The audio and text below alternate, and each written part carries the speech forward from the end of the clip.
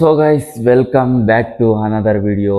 ಇವತ್ತಿನ ವಿಡಿಯೋದಲ್ಲಿ ಏನು ಹಿಂಗೆ ಕೂತವನೆ ಅಂತಂತಿರ್ಬೋದು. ನಿಮಗೇನೋ ಹೊಸದಾಗಿ ಹೇಳೋಕ್ಕೆ ಅಂತ ಬಂದಿದ್ದೀನಿ. ಬನ್ನಿ, ಇವತ್ತಿನ ವಿಡಿಯೋದಲ್ಲಿ ಫ್ಯಾಟ್ ಲಾಸ್ ಮಾಡೋದು, ಏನು ತಿಂದರೆ ಒಳ್ಳೆಯದು, ಏನು ತಿನ್ನಬಾರ್ದು, ಏನು ತಿಂದರೆ ಫ್ಯಾಟ್ ಲಾಸ್ ಆಗುತ್ತೆ ಅನ್ನೋದ್ರ ಬಗ್ಗೆ ನಿಮಗೆ ವಿಡಿಯೋ ತೋರಿಸ್ತಾ ಇರೋದು.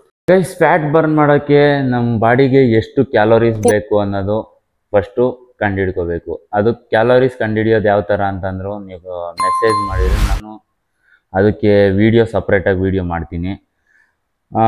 ಕ್ಯಾಲೋರೀಸ್ ಬಂದುಬಿಟ್ಟು ನಿಮಗೆ ಇವಾಗ ರೈಸಲ್ಲೂ ಜಾಸ್ತಿ ಕ್ಯಾಲೋರೀಸ್ ಇರುತ್ತೆ, ಮತ್ತು ಇದರಲ್ಲಿ ಏನು ಚಪಾತಿಲೂ ಕ್ಯಾಲೋರೀಸ್ ಇರುತ್ತೆ, ಚಿಕನಲ್ಲೂ ಕ್ಯಾಲೋರೀಸ್ ಇರುತ್ತೆ. ಅದೇ ಥರ ನಮ್ಮ ಬಾಡಿಗೆ ಇವಾಗ 85 kg ಇರೋರಿಗೆ 1500 ಕ್ಯಾಲೋರೀಸ್ ಬೇಕು. 1500 ಕ್ಯಾಲೋರೀಸು ಅಂತಂದರೆ ಅದನ್ನು ಜಾಸ್ತಿ ಮಾಡೋಕ್ಕೆ ಹೋಗ್ಬಾರ್ದು. ಜಾಸ್ತಿ ಮಾಡಿದರೆ ವೆಯ್ಟ್ ಗೈನ್ ಆಗುತ್ತೆ. 1500 ಕ್ಯಾಲೋರೀಸ್ ಅಷ್ಟೇ ಇರಬೇಕು 85 kg ಇರೋರಿಗೆ.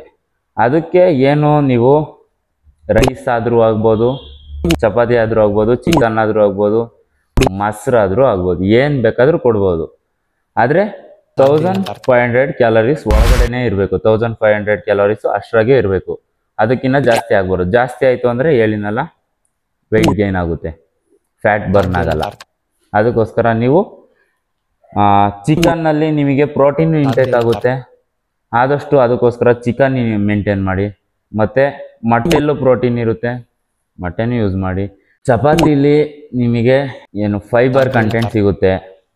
ಅದೇ ಥರ ನಿಮಗೆ ಬೀನ್ಸಲ್ಲೂ ಅಷ್ಟೇ ಫೈಬರ್ ಕಂಟೆಂಟ್ ಇರುತ್ತೆ. ಮತ್ತು vegetables almost fibre content intake ಆಗಿರುತ್ತೆ. ಅದಕ್ಕೋಸ್ಕರ ನೀವು ಚಿಕನ್ನು ಮತ್ತು ಮೊಟ್ಟೆ ಮತ್ತು ರೈಸಲ್ಲಿ ಕ್ಯಾಲೋರೀಸೇ ಜಾಸ್ತಿ ಇರುತ್ತೆ. ಅದನ್ನು ಮೇಂಟೈನ್ ಮಾಡಬೇಕು. ಆದರೆ ಸ್ವಲ್ಪ ಜಾಸ್ತಿ ಬೇಡ, ಸ್ವಲ್ಪ ರೈಸು ಆ್ಯಡ್ ಮಾಡಿಕೊಂಡ್ರೆ ನಿಮಗೂ ಒಂಥರ ಇವಾಗ ಮನೆ ಫುಡ್ಡೇ ತಿಂದಂಗೆ ಅನಿಸುತ್ತೆ.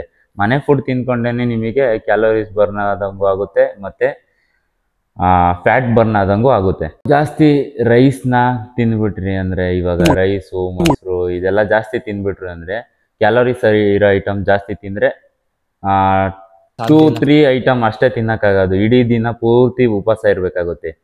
ಅದೆಲ್ಲ ಒಂದೇ ಸತಿ ಇಷ್ಟೆಷ್ಟು ತಿಂದಿರ್ತೀರಾ ಅಷ್ಟು ಕ್ಯಾಲೋರೀಸ್ ಸಿಕ್ಬಿಡುತ್ತೆ. ಅಷ್ಟು ಕ್ಯಾಲೋರೀಸ್ ಎಲ್ಲ ಚಿಕ್ಕದಾಗೆ ಅಂದರೆ ಒಂದೊಂದು ಐಟಮ್ನೇ ಜಾಸ್ತಿ, ಯಾವ್ದ್ಯಾವುದು ಕ್ಯಾಲೋರೀಸ್ ಕಮ್ಮಿ ಇರುತ್ತೋ ಆ ಐಟಮ್ ನೋಡ್ಕೊಂಡು ತಿನ್ಕೊಳ್ಳಿ ನೀವು ಆದಷ್ಟು. ಓಕೆನಾ? ಮೇನ್ ಬಂದುಬಿಟ್ಟು ನನ್ನಿದ್ರಲ್ಲಿ ಚಿಕನ್ನು ಮತ್ತು ಮೊಟ್ಟೆ ಮತ್ತು ಚಪಾತಿ, ರೈಸು ಸ್ವಲ್ಪ ಬೇಕು. ನಿಮಗೆ ಏನು ಕ್ಯಾಲೋರೀಸು ಲೈಟಾಗಿ ಬೇಕು ಅಂತಂದರೆ ರೈಸು ಇಂಟೇಕ್ ಆಗಬೇಕು. ಅದಕ್ಕೋಸ್ಕರ ಎನರ್ಜಿನೂ ಸಿಗುತ್ತೆ ಅದರಲ್ಲಿ, ರೈಸಲ್ಲಿ. ಅದಕ್ಕೋಸ್ಕರ ರೈಸು ತಿನ್ಕೊಳ್ಳಿ. ಮತ್ತು ವೆಜಿಟೇಬಲ್ಸಲ್ಲಿ ಆಲ್ಮೋಸ್ಟು ನಿಮಗೆ ಪ್ರೋಟೀನ್ ಜಾಸ್ತಿ ಇಂಟೇಕ್ ಆಗುತ್ತೆ, ಮತ್ತು ಫೈಬರ್ ಇಂಟೇಕ್ ಆಗುತ್ತೆ, ಹೇಳಿದ್ದೀನಲ್ಲ ನಿಮಗೆ. ಅದೇ ಥರನೇ ಜಾಸ್ತಿ ವೆಜಿಟೇಬಲ್ಸ್ನ ಮೇಂಟೈನ್ ಮಾಡಿ. ನಿಮ್ಮ ಬಾಡೀಲಿ ಫ್ಯಾಟ್ ಯಾವ ಥರ ಬರ್ನ್ ಆಗುತ್ತೆ ಅಂತಂದರೆ, ಇವಾಗ ಚಿಕನ್ ಕಟ್ ಮಾಡಿಸ್ತೀರಾ ಅಂದ್ಕೊಳ್ಳಿ.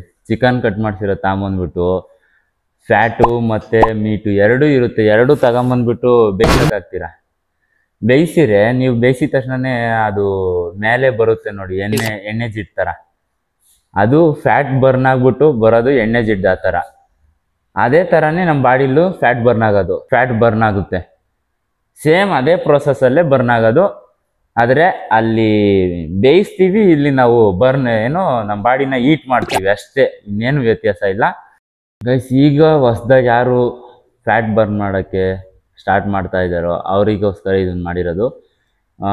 ಇದೇ ಥರ ಅಂದರೆ, ಇವಾಗ ಒಬ್ಬೊಬ್ಬರು ಹೇಳ್ತಿರ್ತಾರೆ ಫ್ಯಾಟ್ ಬರ್ನ್ ಮಾಡೋದು ತುಂಬ ಕಷ್ಟ, ಆ ಫುಡ್ಡು ಇದು ರೈಸು ಎಲ್ಲ ಬಿಡಬೇಕು ಅಂತ ಹೇಳ್ತಿರ್ತಾರೆ.